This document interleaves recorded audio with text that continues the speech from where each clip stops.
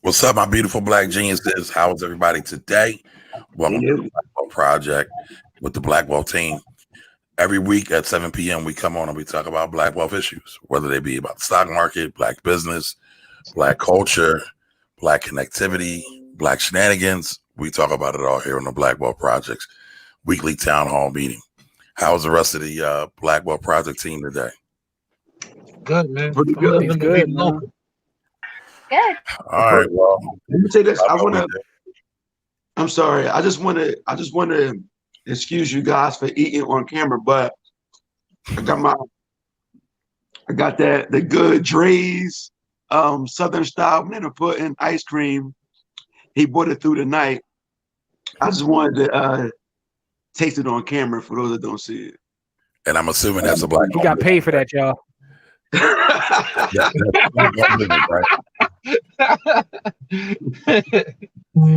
Malik, where is he at?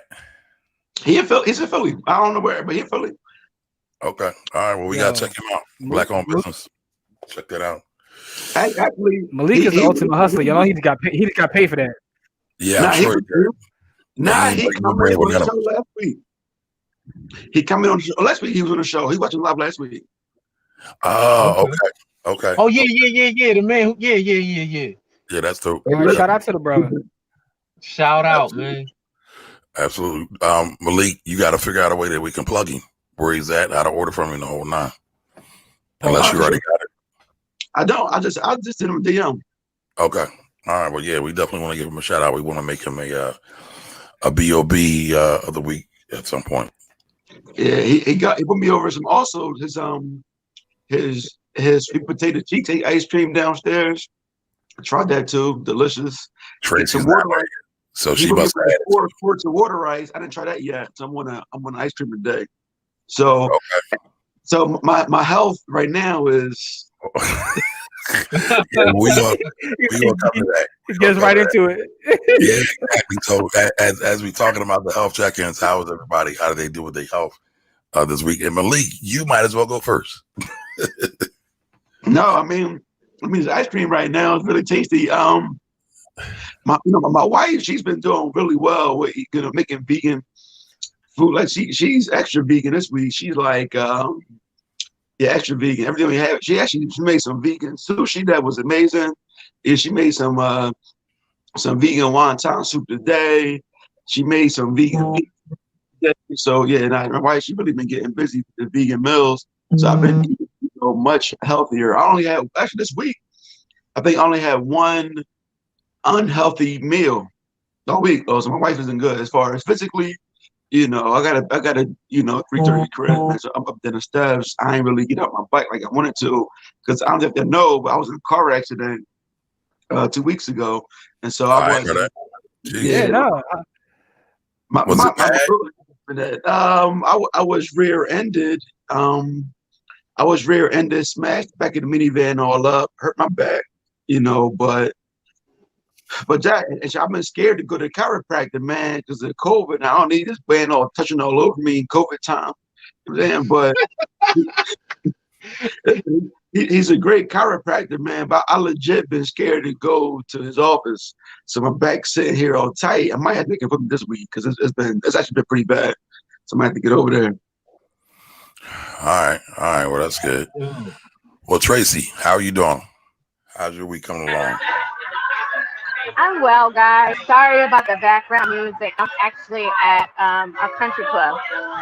So trying to social distance as well as celebrate some of these milestone birthdays that I have in my friend circle.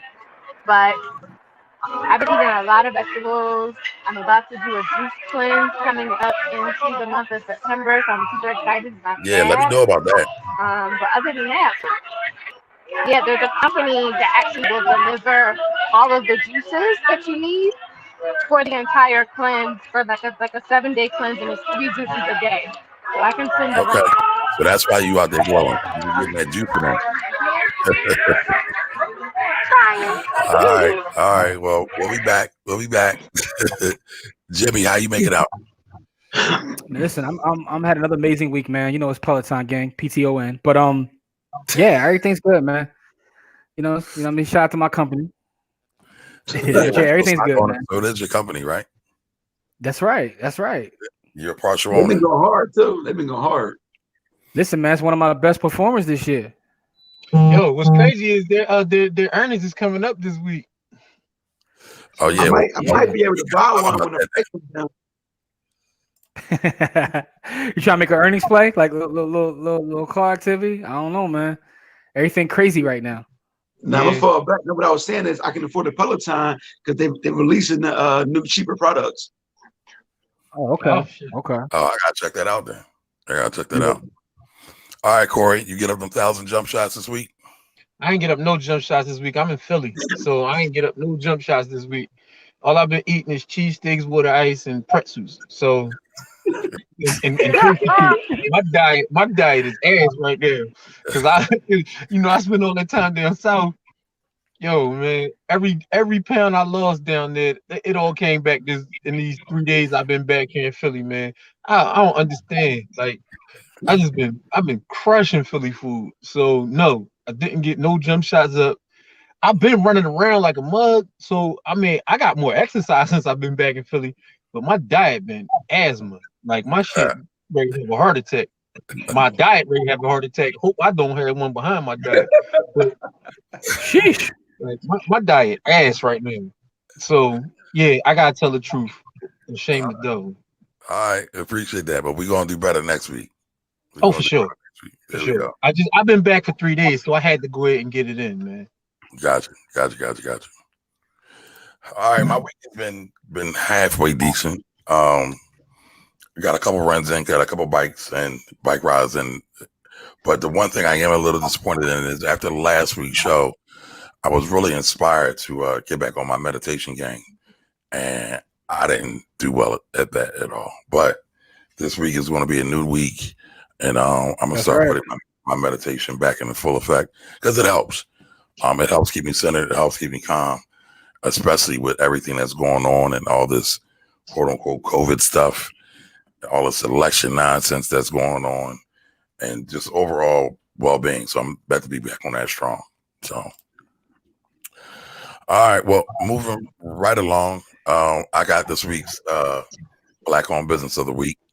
I want to give a major shout out to David Sims, owner of Eatable Delights. He hooked me up this week with my Fat Boy food. I've been trying to do better, but I had to get me some weekend food, and I ain't got my grill set up yet. I done broke my grill, but I ain't got a chance to set it up yet. So I'm slacking in a lot of ways, y'all. But again, shout out to Dave Sims. I'm trying to find his website. I had it up just a minute ago. Hey, he put pictures up of his beef ribs. Listen, I almost bought like $30 for this pan. Yeah, I was like, damn, Dave, them ribs look crazy. I was like, I should get them, but I held off. Well, it's so much good food, man. You actually did better than me, right? So I got some of Dave's beef ribs. I got a couple slabs. Well, actually, I got like 3 slabs, and so I got enough food for the weekend. I got some macaroni and cheese and some greens. So me and the whole family eat on that all week. You're going to need every revolution of that bike right now. Oh, absolutely. So, but Dave's been doing this thing for quite some time.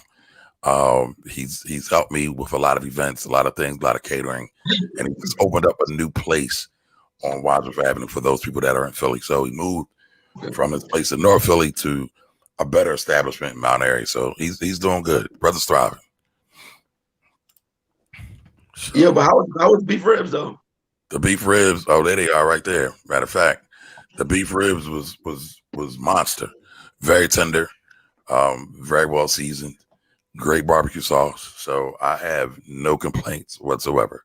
So shout out to Dave. I try to support Dave pretty often. Yeah, I might have to get them beef ribs, man. But I'm gonna tell you, only thing I don't like when people over soft the meat. You know what I'm saying? Like you get the beef rib or a lamb chop, I wanna be able to taste that without all that little seasoning. But I really want to actually taste the flavor of the actual meat. I mean, I'm sure you could tell him how you want it. That wouldn't be a problem. No, Because no. everybody's got different. I don't even know how his look. It could be amazing. I'm just saying my personal taste when it comes to eating. But I'm also a medium rare dude. You know. Okay. Yeah. No, I get you. I'm a medium rare dude myself on some days. So I get it. I totally get it.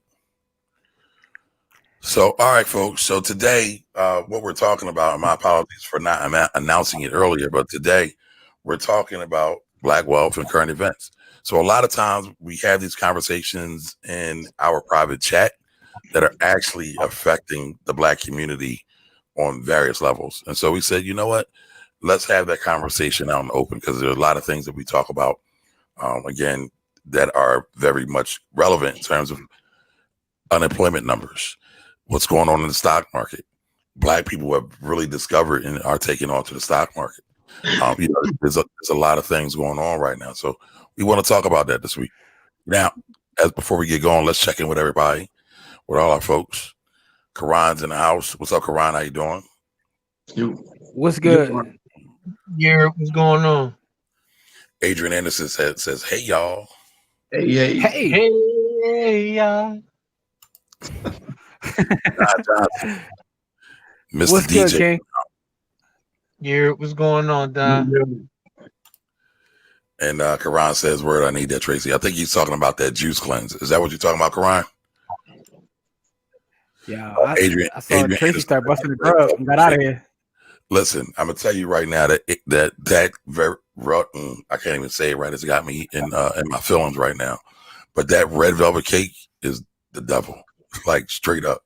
I get it all the time. It's really that good. It's really that good, folks.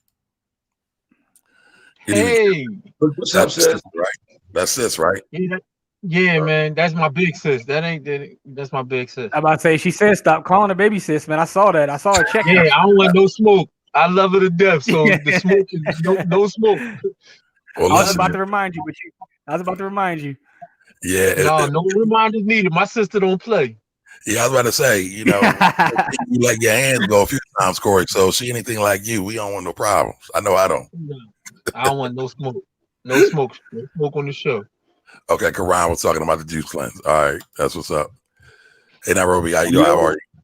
Hey, bro, what's good? You're how you doing? What's up, man? All right, well, she laughing, so she just got. We don't want no problem. I don't want no smoke, right? Yeah, all right, we never do. Moving right along to this week's main topic. Again, current events, Black wealth and current events, and seeing what's going on. So again, we saw unemployment jump up again. We saw tech stocks was all over the place this week. Ended the week started good, then ended on a bad note. But it's going to be really interesting as we go into holiday season as well. So we found out Etsy was getting all kinds of money. I know Etsy was big, but I didn't know Etsy was getting it like that. Yeah, Etsy is getting to the bag. Etsy is definitely getting to the bag.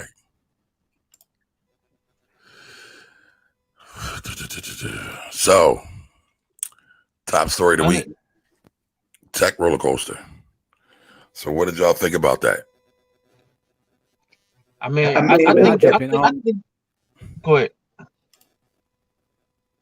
So I'm gonna start first. It definitely was a roller coaster, man. Like, Monday and Tuesday was amazing. I'm giving high fives all over the house.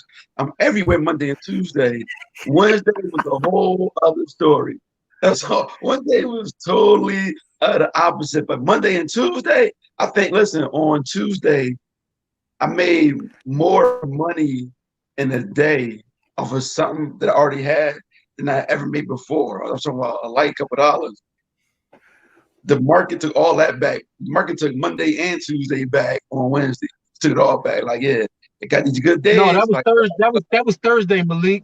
That was Thursday when it took a jump. You're right. So Monday, I know, because it hit me too.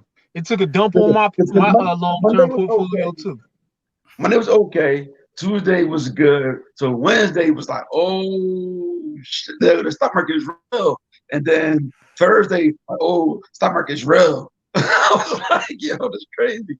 Definitely was a roller coaster. Yo, I'm gonna tell y'all like this. Like Wednesday was so crazy, man. That evening, Malik was sending me text messages of different resorts all across the world that we was going by. We wasn't shopping for property. We was shopping for entire like resorts. And then the next day, it humbles you. But I think that it's interesting for a lot of reasons. For one, like I said, I didn't realize about Etsy, just how much money was being generated by Etsy. I understand what Etsy is. I've been on Etsy. My wife, who's in the comments, she buys stuff from Etsy. It's not my thing, but I get it. But when I saw them get added to the S&P and I started looking at their numbers, because I didn't look at the numbers before then, because it's Etsy. Like always, and I used this analogy the other day talking to Kamari. I said Etsy to me is like to e-commerce with like Pinterest is the social media. It's like one of them joints that is there, and that it has like a niche audience. But Etsy is getting to the bag, so that was shocking. But anyone who follows the market, tech is kind of like the valuations are crazy anyway. So eventually things have to like regress to the mean. But the way it happened was just interesting because now we're in a space where there's so many folks as this relates to Black wealth, so many who are getting involved in the market as traders, as investors. So I see a lot of people, this is their first time experiencing something like this. You know what I mean? Like, after a while you get used to it because it has its ebbs and flows. But when you see some people like online and the screenshot gang, I was talking about that earlier, the screenshots are ridiculous. One day it's like, we going to the moon, and the next day you see people talking about taking their life. It's just absolutely insane. But that was interesting to me this week as it pertains to Black wealth, when you see so many people getting into space to experience for the first time a lot of what they call the quote unquote Robin Hood investors. Yeah. I think people have to be very, very careful because I was talking about the valuation of Tesla when we were talking about it not hitting the S&P 500, and I was just looking at it. I was like, yo, their PE ratio was 1,500. Like, there's no way. That is ridiculous. 15. Now, hold on, y'all. Corey, you just brought up, one of them terms folks want to smack us around for it. Let them know what the PE ratio is and what it stands for. The price to earnings ratio. So basically, what that is, it tells you for every dollar, they earn, what's their, compared to their price. And so their price, you want a lower price to earnings ratio. You want their price and their earnings ratio. You want it close to one as you could possibly get. And their drone was at like 1,500. Their drone was just dumb. So and for every 50, so basically it's like, what you expect to get, how many dollars you expect to get $1 for every whatever the PE is, and 1,500 is ridiculous. Before this tech bubble, I would not even buy anything that was 15 to 1. I would try to find something around 10. It got a little difficult, but I try to definitely stay below 20. You're talking about 1,500. Yeah, man. Like that, it doesn't even make any sense to have that kind of like, and so for me, I'm like, I'm not buying. I don't own Tesla stock. For those people who make money off of Tesla, congratulations. But I can't buy a company with a 50, like before they split. The reason they had to do a forward split because their PE ratio was 1,500. Like they had to do it. There's no way at that valuation that nobody would touch them, and that's probably why they didn't get put on the S&P 500. Because if I'm looking at them at the S&P and I'm looking at that bloated evaluation with a 1,500 PE, I wouldn't put them nowhere near my index. I wouldn't touch them with a lightning rod. So that's just me.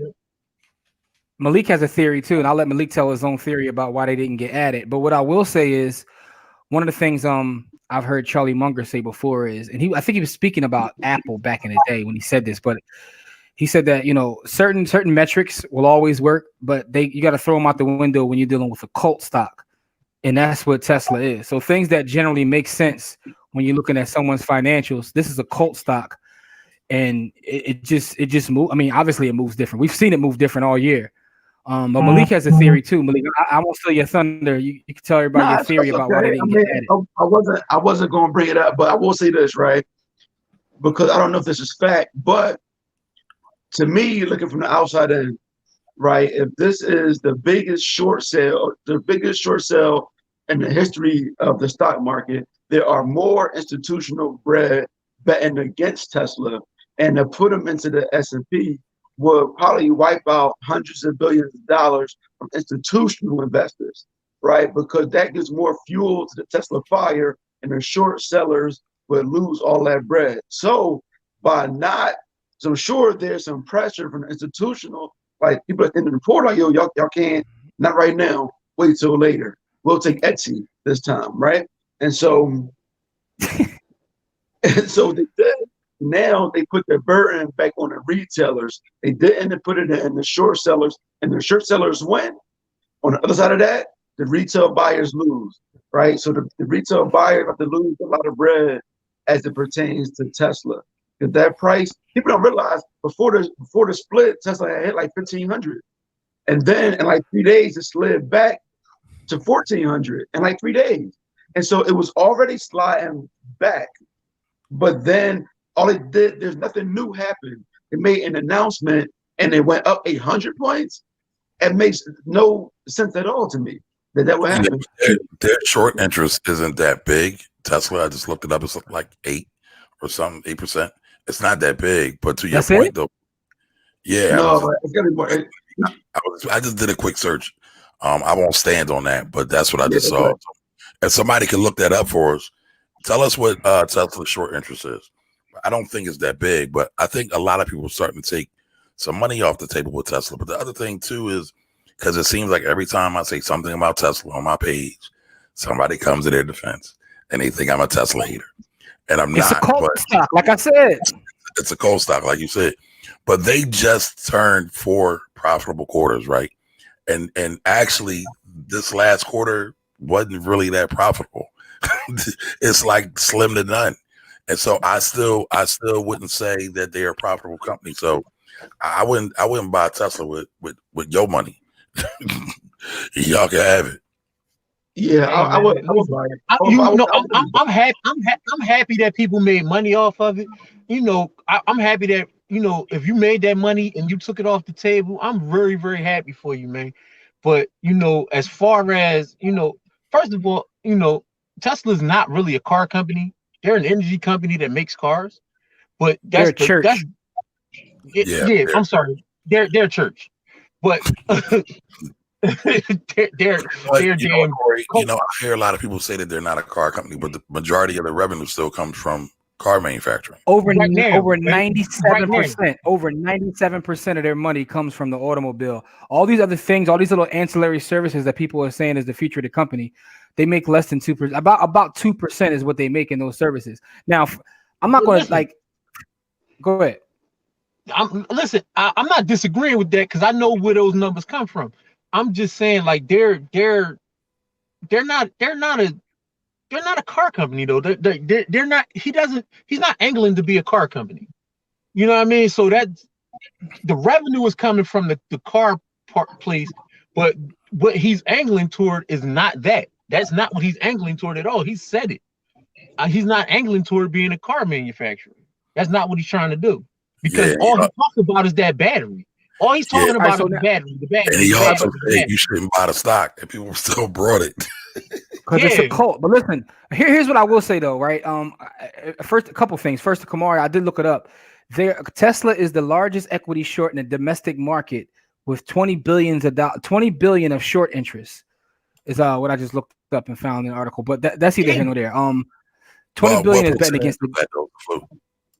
Let me see. I don't have a percentage here, but it's Well, let's not get sidetracked. Yeah, but anyway, and that was as of July 2020. But anyway, what I will say is this though. I understand. I totally get it because people are buying into management, so they're buying into Elon, right? So it's more speculation than investment because it's not based upon income. When you talk about investing, a lot of times it's about future income. What will the future income be? But they're betting on Elon. They're not betting on the current revenue that it generates. When I hear people mention Tesla and Apple in the same breath, I laugh because just Totally looking at the different. numbers, Apple makes more money than Tesla just selling earpods, literally. Like so it's like the revenues aren't even the same. That's a But bar. I understand that people are betting on Elon, right? So they're betting on Elon and they're betting on what he can do. So it's more of a speculation. But my thing is, if you know that and you understand that you're betting on the future and it's a possibility that it may not work out the way you see, that's fine. But understand that. Don't try to argue me that it's the same as betting on a company that has produced revenue, that has $80 billion in the bank. Like there's several, like Microsoft or Apple. These are companies that have time after time produced revenue, have lower PE ratios, have this capital, they have more capital than some Fortune 500 companies are worth. And they have that just sitting to the side. So it's a whole different ball game. But I think the interest in Tesla is interesting too. But I mean, when you talk about the Apple versus Tesla, right? Apple consistently generates over $1 billion a month in free and clear cash flow. So after everything's done, after all the bills are paid, they got $1 billion free and clear every month. That's insane, but it's amazing at the same time, and it shows you how great their management is at running the company. When we were talking the other day, Kamar, we were looking at their balance sheet, and we were talking about how they've been able to generate revenue from all these other services, where the iPhone used to make up like 90% of their revenue has dropped down now, where they have different services, Apple Music. Like 42%. I'm shocked at it. Yeah. The amount of money they make off AirPods is like asinine. It's not even asinine. I saw that. I'm like, yo, these little AirPods, like they're making billions of dollars on these little AirPods. I mean, I know when you go out in the street, everybody got them, but like, yo, they really are caking up on AirPods. It's crazy. But getting back to like how this all relates to Black wealth, I think that it's also a beautiful time to see this many people having these conversations. But also I want people to be careful, make sure they get the right education and just don't fall into the hype, because it got to the point where it started reminding me of 2017 and Bitcoin. Yeah, I think that's a very good analogy. You can Malik Carter labeled me Bitcoin hater in like 2017. I know. No, that was Corey. No, it was Malik. I got the receipt. Him too. Yeah. Listen, Malik's always at my neck. It's a wonder we friends, dog. It's a wonder we friends. But yeah, I mean, listen, when you see something just continue to go up, and up, and it doesn't make any sense, fundamentals are not attached to those decisions. They're just all smoking crack at this point. So, but God bless them. I have no idea what's going to happen with Tesla. I mean, I gotta tell my friends. I was like, listen, there are other companies in the market except Apple and Tesla, right? Yeah, right. I had to listen, man. Like, if you're building a long-term portfolio, if you wanted to buy some Apple stock for your long-term portfolio or some Tesla for your long-term portfolio because you think it's going to be a great stock in the future, I'm not going to argue with you. But it's 7,000 companies on the market right now. Like, my man Diamond Davis likes to say that 90% of them is trash, but find the 10% of companies that are good. So even if 90% of them are trash, that means 780 of them are pretty good. So you only need 3 or 4 of them to make millions. Yeah, and you only need a few to make some real bread. So go ahead and buy the companies that have proven over time to be profitable and to be able to shift with the times. Like, there's companies that have been profitable and have shifted with the times for the last 50 years, and they're still continuing to shift with the times now. So why wouldn't you buy those companies? If they've made millionaires out of people over the last 50 years, let them make you a millionaire over the next 50. I don't understand why. It's like some people be trying to make it too hard. Let me take this time out real fast. We're talking about coming at Kamari neck. I do want to come at Kamari neck again one more time in front of the world. Hold on. Let's give him the proper due, right? Listen, I need all y'all to take notes. All right. So look, Kamari and I, we used to always have little conversations, stock versus real estate, and I would explain why I like real estate as an asset class.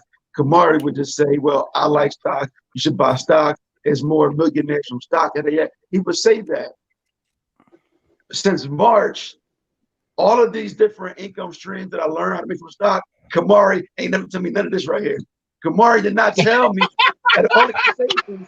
Kamari did not show me these different revenue streams from stock. He just said, I like stocks better. Now, if Kamari would have said, hey, listen, if you could do this cover call, you could do this option, you could do this lead, you could do this, you could sell or put, you could buy. If you told me all those revenue streams, I might have looked at stock differently. All I saw was put my money here, lock it up till I'm 65, take it out. That's not sexy to me. What's sexy to me? That is I'm gonna tell you what, that's an amazing comment, because you somehow said that he was right, but still slandered him at the same time. That's an amazing comment. That was all the slander in the world. No, but just to say the man was right. Listen, you got it all. No, you got it all. And you're right, right? I don't talk a whole lot about options. By the way, options are not necessarily stocks, right? I tell you about stocks, right? Let's be clear. I always encourage people who are brand new into the market to actually learn the market. By the way, I want to shout out Jimmy and Corey real quick, because they had a great show on Friday with Jay Johnson, I believe. Yeah. And Jay Johnson even said that before he encourages people to go into options, he tells them to learn the fundamentals first, right? So listen, if you won't even take the time and take my recommendation about stocks and learn the fundamentals, what's the point of me talking to you about options, calls, and puts? You wouldn't take it. You have to say what the end game is. Somebody that was a little bit more flashier to me, that had a little bit more pizzazz than me. You know, I get it. I got to do more cloud chasing. That has nothing to do with anything. You can't just say, here are these ingredients. Do that, not knowing at the end it's going to end up being Dre's ice cream. But real quick, y'all, to tie this back in, we're talking about with Black Wealth and current events and how many people are getting in the market, as well as all these other stories we could talk about. But it's very difficult as someone who tries to help people with education as it pertains to finance and personal finance. Is becoming more difficult because of options and a lot of the fast money and a lot of the screenshot gang, because there are people that come through to learn the fundamentals and they want to jump right into trading or options. And I was telling Malik earlier, I said there's a gentleman that he bought our course, but we communicate via IG, and I'm trying to get him to set up his long-term portfolio, and he's like, look, I ain't trying to hear that. Like, I'm trying to write these calls and these puts, and I'm trying to explain to him, like, you can't do that. You got to start here, learn the fundamentals. But that sounds like Malik. That sounds like Malik. No, it's not. It's not Malik. This is a young guy. This is a young guy. And I get it. What I'm saying is that you have to tell somebody, what am I working for? Like, what is a buy stocks? Wait, one day you'll get money, right? That's one thing. It's not buy stocks. Wait, the dividend reinvestment. It's not that. Buy stocks. So what? I just want everybody to know that follows me already. Y'all know I don't talk exactly like that. And I said all those things to Malik. And Malik wait a minute. And actually, Malik, I want to take this moment to give you a shout out as well, right?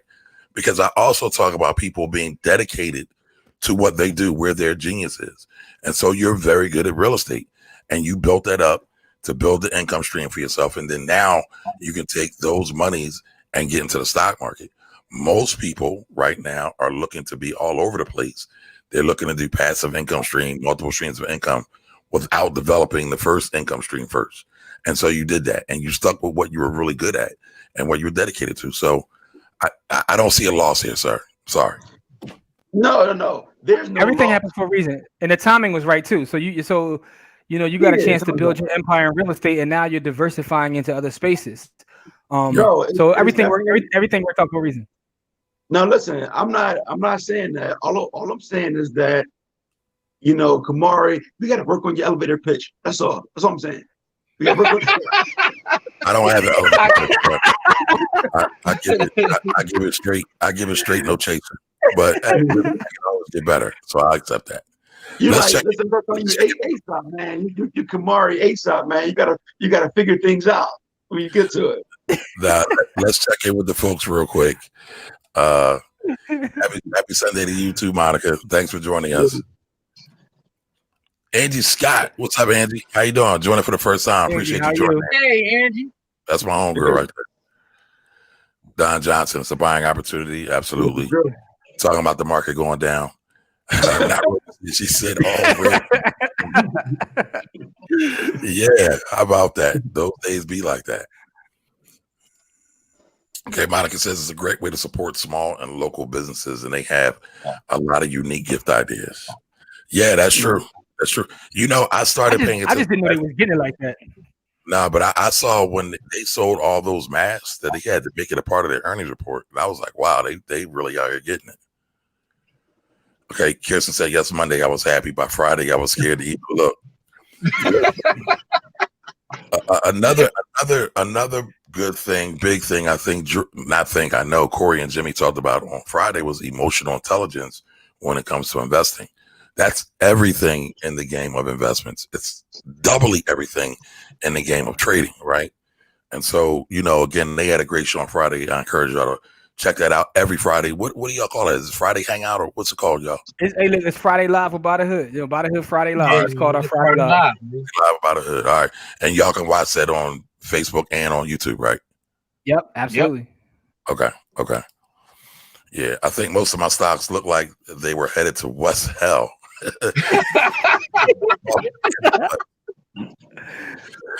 Yeah, man. Listen, the stock market is indeed some positives. Tyler Perry hitting the bill, and 2 black banks merged. Yeah, absolutely. Yeah, that was big. Yeah. That was big. Yeah, that was definitely big. Karan said he got in it right out of Tesla, made a couple of dollars and got off. I ain't mad at that. Hey, man, congratulations. Not mad. Absolutely. Tyler Perry, got you. Fred B said wouldn't buy a Tesla. That's what I said just a minute ago. And what's up, Dave? How you doing? Yo, Dave. You think Tesla is a tech company? I mean, I guess you could take that angle, you know, but Tesla's a church. But go ahead though. Yeah, pretty much. A church, a mosque, and a synagogue all wrapped in one. Right. I was going to say the same thing, brother. Hold on, Don said because those companies ain't sexy. Yeah, and basically Don is talking about why everybody's so enthralled by Apple and Tesla. This is good. I got on late, but we'll hit rewind. And I appreciate that. We try to bring Jules every Sunday at 7 p.m. talking about black people, talking about elevating black folks and elevating black wealth. Yep.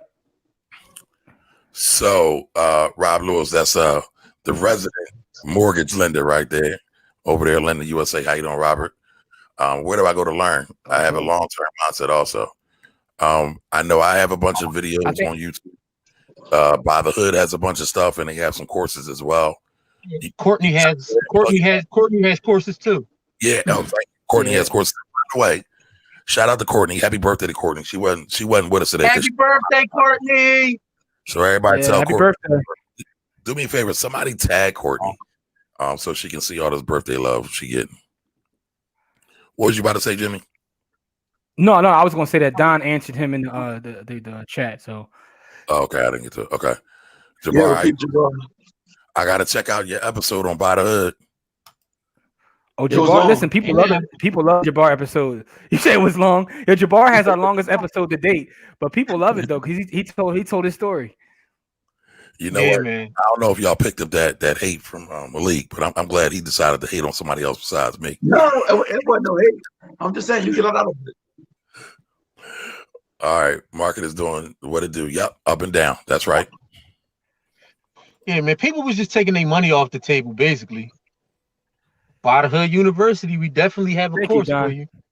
We gotta make Don an affiliate, man. Don be out here repping for us. We appreciate you, Don. We got Don. Shoot us an inbox, man. You can come get a couple of these dollars too, man.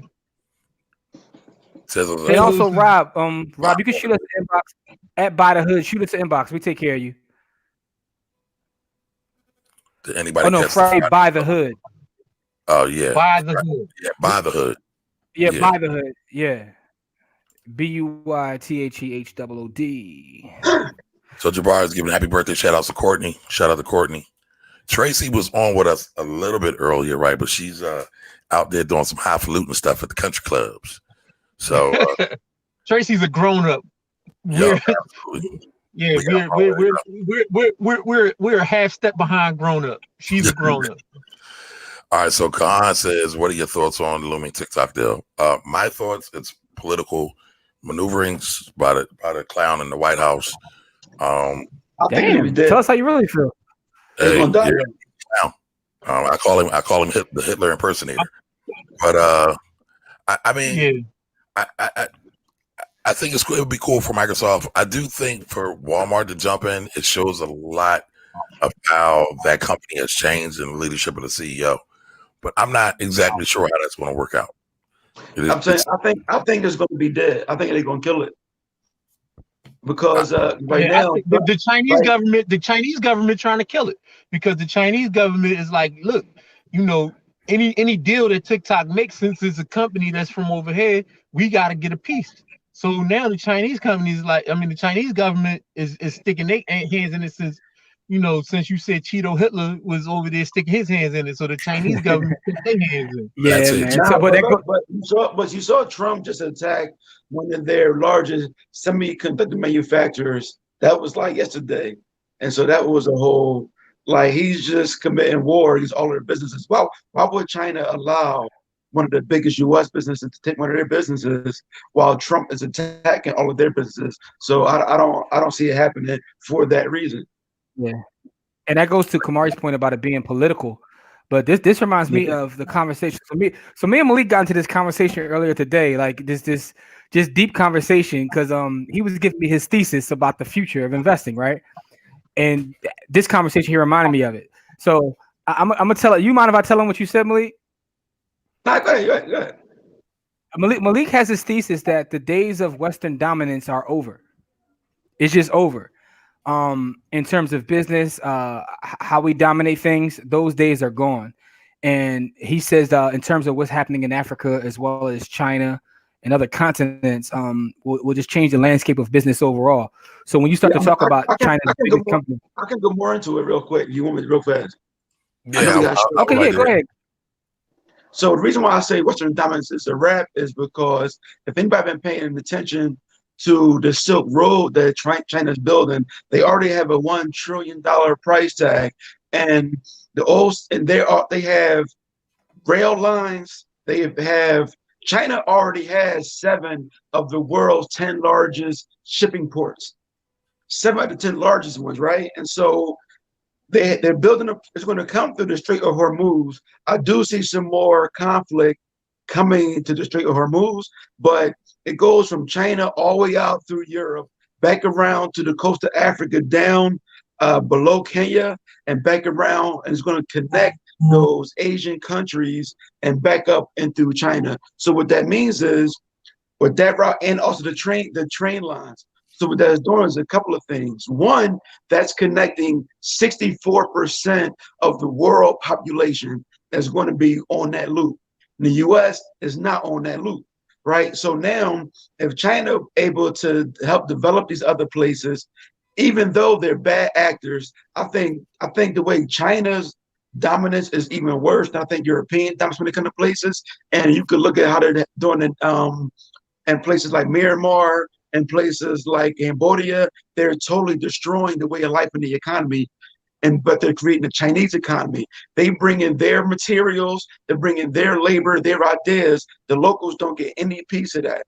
And I was watching a video where this cat in Cambodia, he had a restaurant, they tore the restaurant down and put the hotel, and they priced them out so Cambodians can't even afford to rent the storefronts. All the storefronts there in this Cambodian town are all Chinese, right? But at any rate, so now those economies are popping up, like they're becoming more, there's more Chinese in the middle class. Now with all the manufacturing, there's gonna be more Africans in the middle class. And The only issue I see is like right now, India is fighting them because they have a direct train route from the town. I think it's called Shangming or something like that. It's a town in China.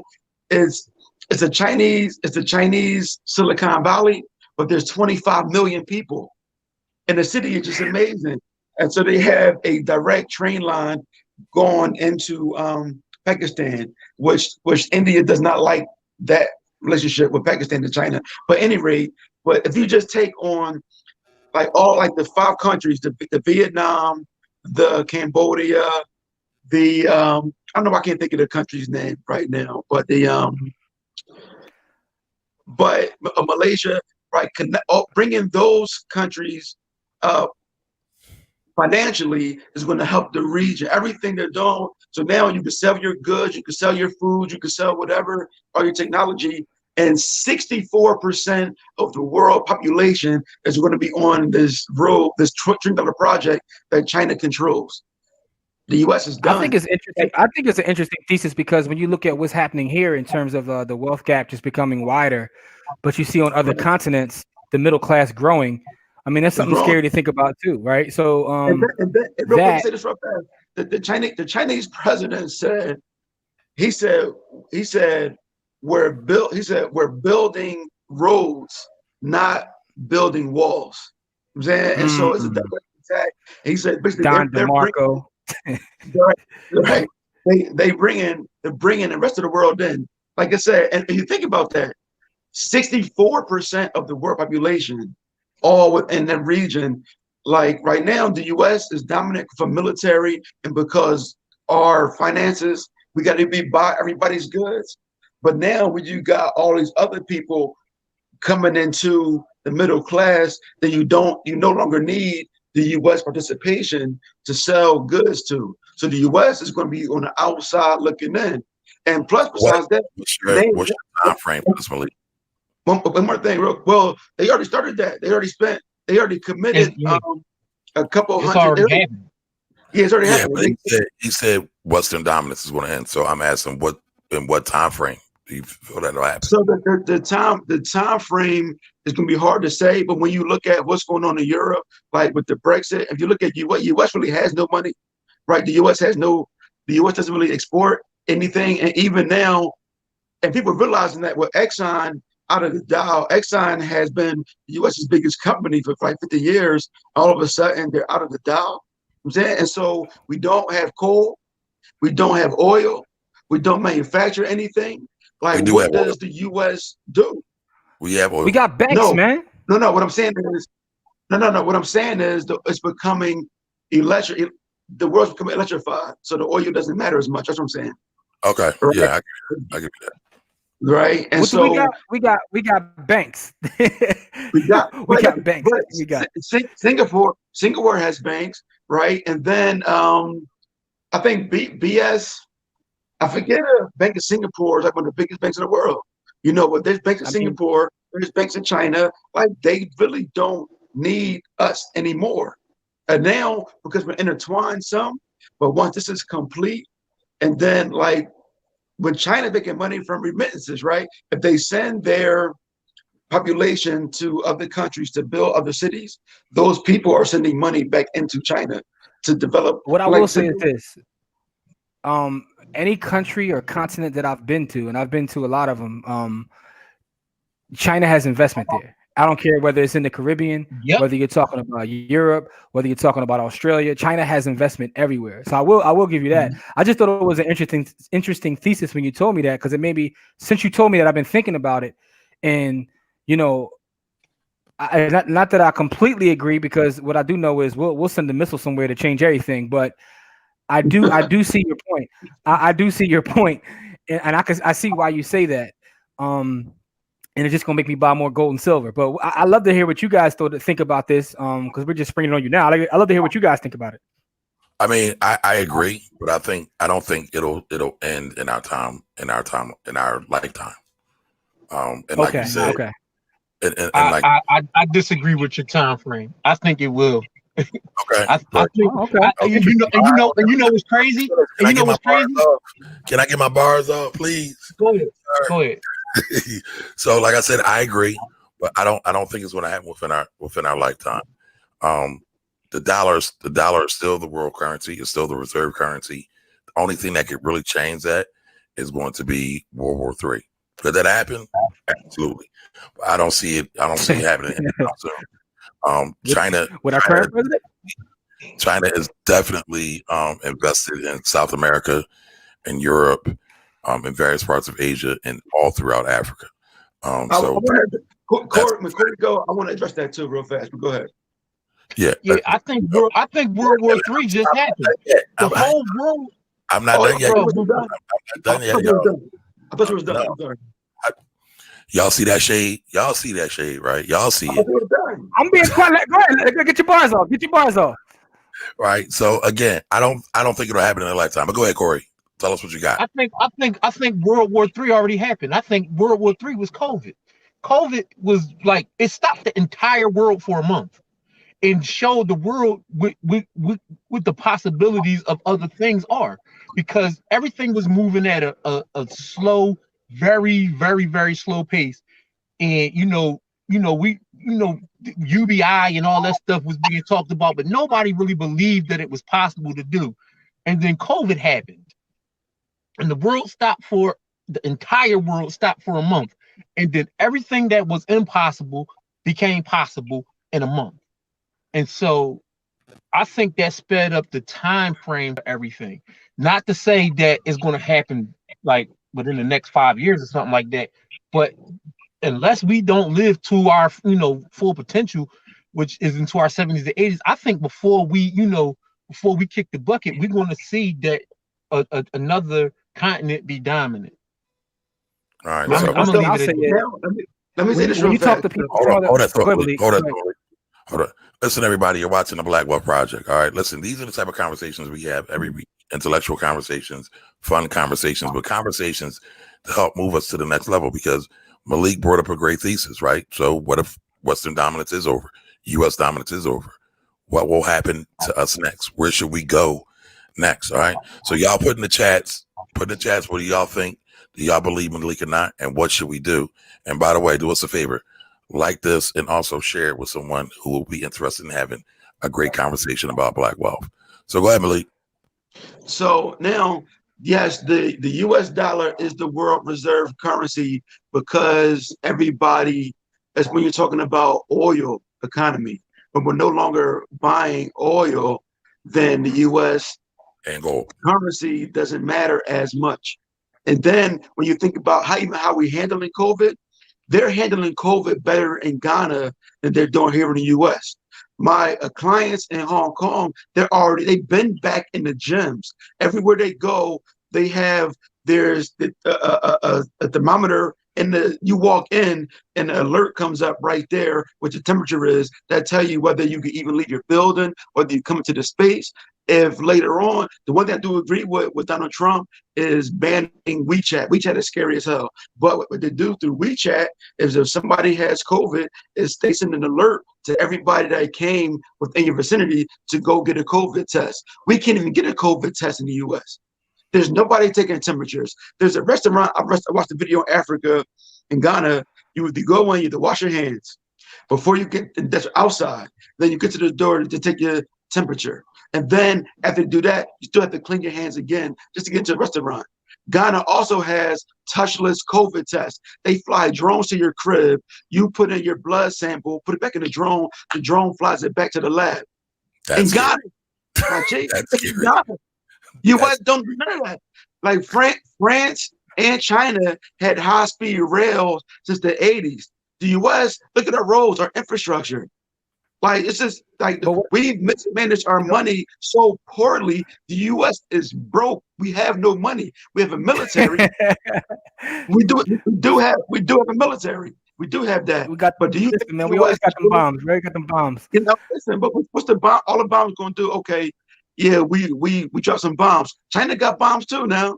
And listen, I don't know if you noticed. Pay attention to the South China Sea. The South China Sea. The South China Sea that was a big contention a while ago, because China, they building air bases on those islands in the South China Sea, and the U.S. was like, no, don't do that. China was like, nah, fuck yeah, we building the air bases, and we didn't hear no more rap. We had nothing. China's like, nah, we doing this. And now what? Now, how's the U.S. if we're trying to see? Then that's basically stopping the U.S. attack. U.S. got drones. But here's the thing: when you even I'm thinking about black people and like fighting as white people, when you need parts for your weapons and you need bullets for your weapons, but your supplier is China, how the fuck are you going? How are you going to get the raw material for your bullets? How you listen, let me say something. Let me say something real quick. That to your point, right? So one thing I do recognize, one of my closest friend, Dr. Akil Bayon, he's working in South Korea now, and I talk to him often. And just other people I know who are overseas, and the perception of our country is a little different now. And from a global standpoint, right? We've all been brainwashed to believe that America, is still the greatest country. Listen, as much trash as I talk is because I want it to be better, but we still been brainwashed to a certain degree. And I think the whole world has been sold America as this thing. And now it's like when you talk to people across the world about America, they don't see it the same. I talk to people in different countries and they're like, what's going on over there with your president? With black people can't walk the street because, everything is the way everything is positioned with the news, whether you want to call it fake news or not. We kind of look crazy on the world stage. So a lot of times when you see like these riots or police killing black folks, they don't recognize what this does to us from a global standpoint. So to your point, Malik, with everything else going on from a business standpoint, and then you talk about our social issues, I could see it happening, right? It's just difficult for me to see it happening, probably because I've been brainwashed too. You know what I mean? Like it's hard for me to see it, but I get your point. And when you told me this, I thought it was an interesting conversation to bring to the table because as we were talking about China and TikTok, that's how we got here.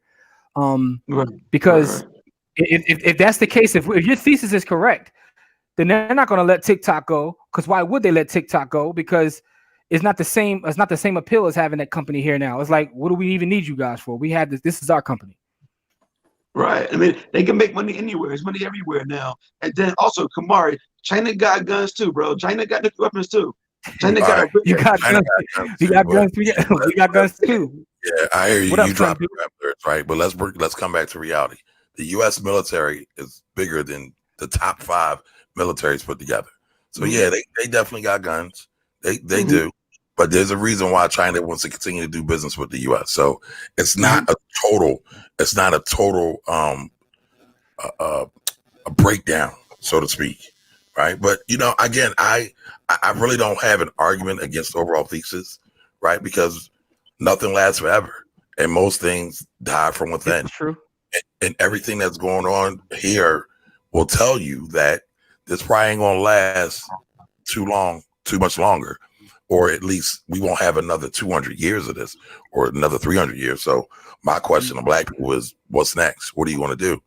Most black folks don't want to have a conversation with me, though. That's the great point, right? They probably were having this. They probably had like something on Facebook back in the room. It was 4 brothers sitting around like, we ain't never gonna fall. But we saw there. But I will say this. That's the conversation, Kamari. So what do we do? If you're right, Malik, what are steps that us as well as the people watching, what should we be doing if your thesis is correct? I know that there are a lot of people now talking about moving out of the country. Like, I don't know, maybe it's my circle or my group, but I see more people having serious conversations, not just like sincere from belly, but having serious conversations about like, yo, I'm getting out of here. And I know people that have already done so. Right. Yeah. So I will say this. What I'm not predicting is the total crumble of America. I'm not saying that. What I'm saying is that once the Eastern culture, like once they come together collectively, which we should be doing. I'm sorry, I heard some gunshot, whatever. That's probably whatever. So we should be doing coming together collectively, right? Is now all Southeast Asia. Like I said, they just don't. The U.S. can't bully people as much except for their army. But now, if the cost of their goods are high, like how can they even be able to feed the army? Like without the tech part, without the drones, without the science, can they even afford to pay the people? And then also there are people that used to always want to come here. Now I see all these people that are intelligent and building stuff. Like, you know what? I can just build it here in Ghana. I could build it here in Nigeria. I can build it here in other places. But before they had to come to the U.S. to build a business, to build a life, and that is no longer the case. And the U.S. is kicking all these intelligent people out of the country. Like all the SB1 visa people, our government's like, nah, I know you smart, I know you go to Harvard and Stanford, but we don't want you here no more because you're not white, right? So now all those Indian people, all those Chinese people, right, all those African people, they are being kicked out of the country, and these are the best of the best. We're kicking them out. We don't want them no more, right? And so with these things, I just think that it's going to be tough. But like I said, once again, last thing I'm going to say, I know it's 8 o'clock, is since we're not trading oil, the world, the name and the power in the world reserve currency is not as relevant as it once was. Interesting thesis. Learn cryptocurrency and buy precious metals, because guess what? They got value everywhere. Yeah. All right. Well, moving right along. That was our main conversation for the evening. Right. Next part of the conversation will be who was our Black business icon of the week. And Corey, I know you have that. Who did you want to talk about this week? I want to talk about, Percy, man, Master P. That's my guy, man.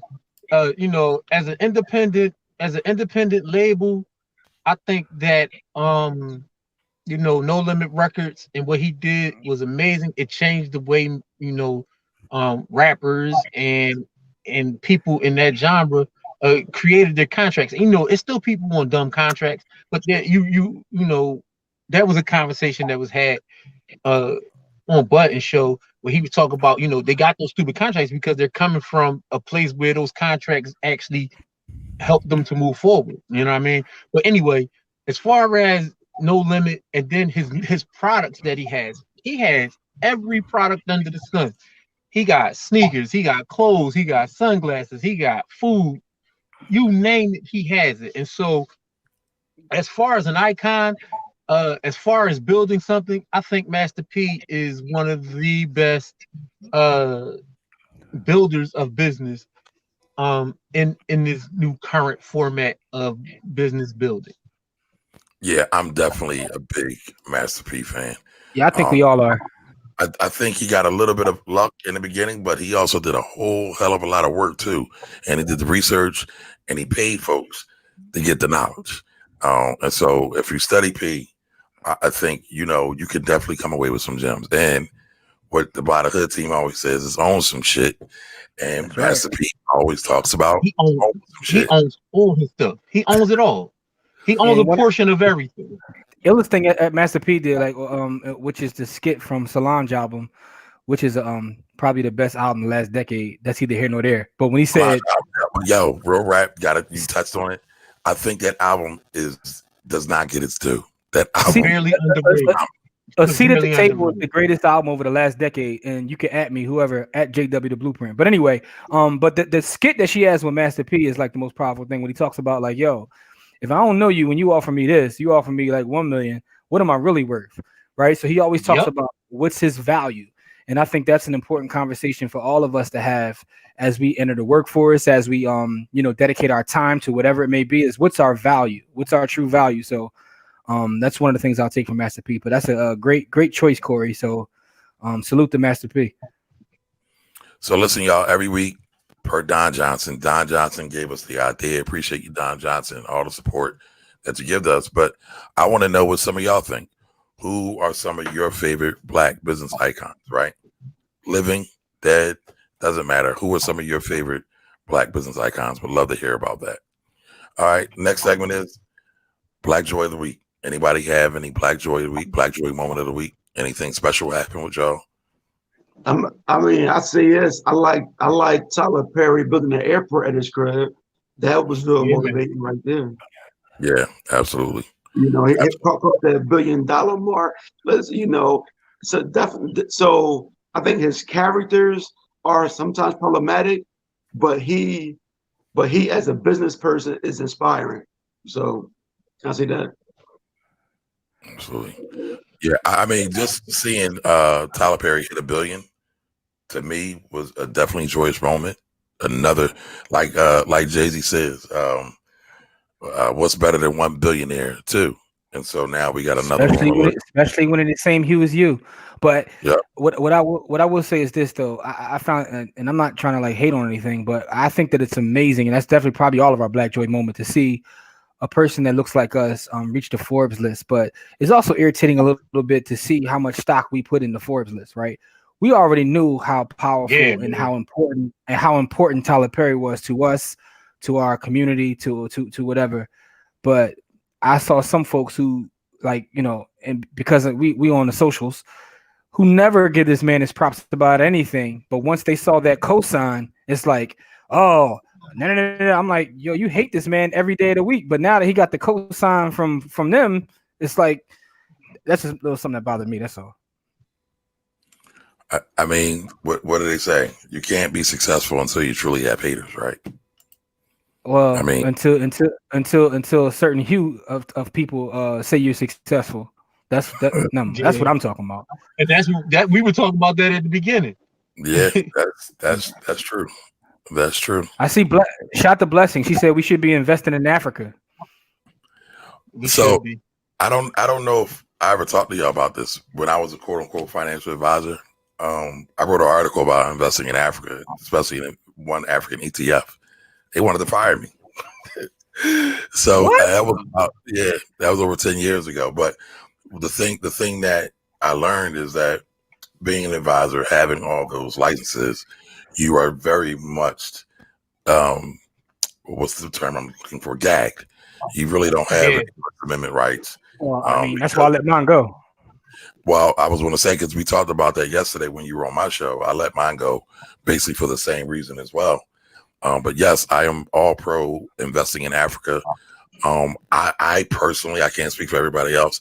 I personally feel that we should build a bigger and better bridge between Black folks in America and the Black folks in the continent.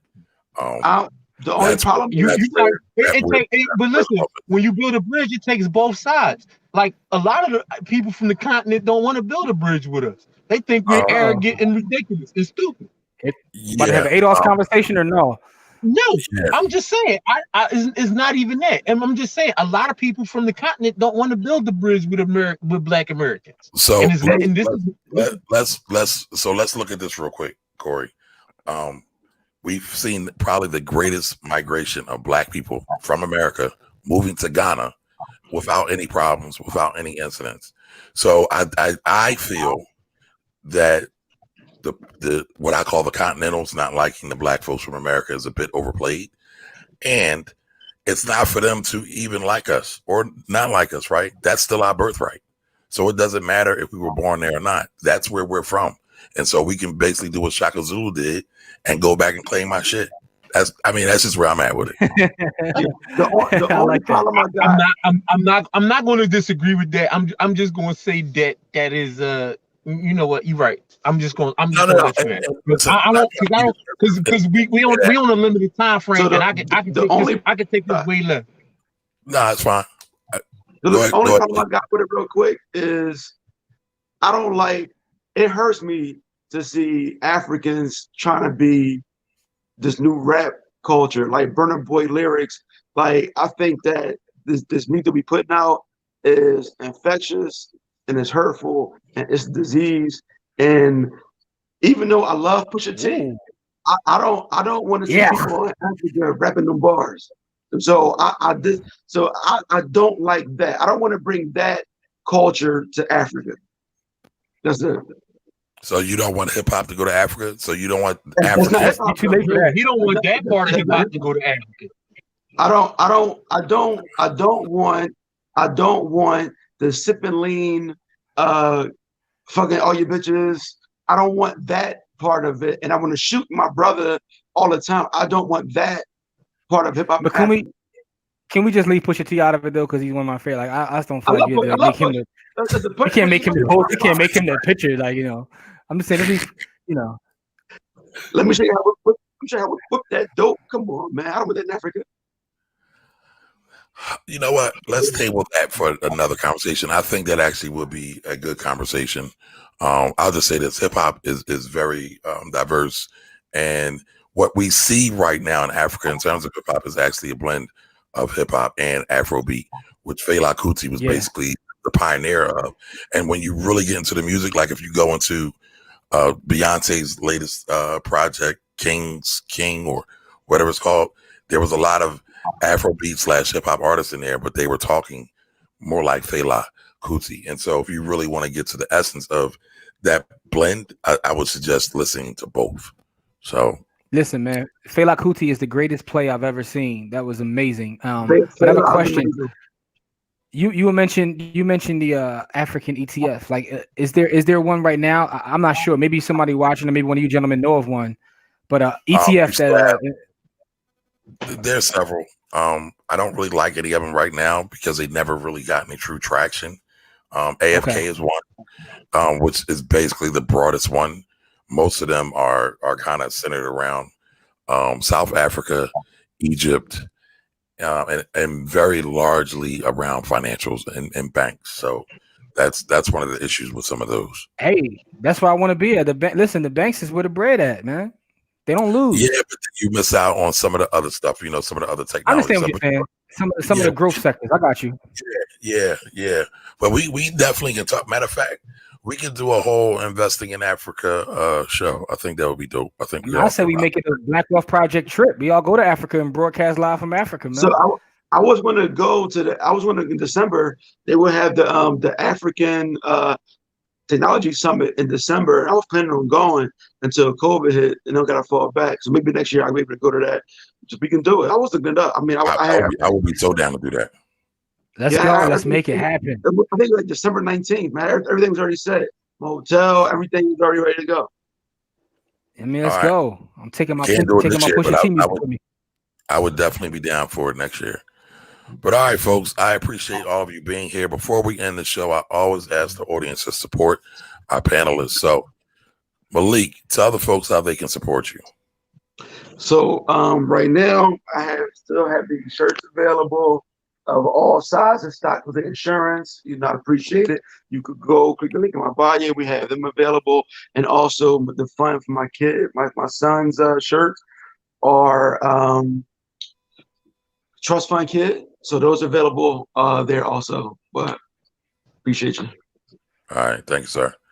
Corey, what you got? $COREYCAMP for my Bitcoin fund. You know, I'm always looking for money for the Bitcoin fund, you know, because, you know, that's where I stash my cake.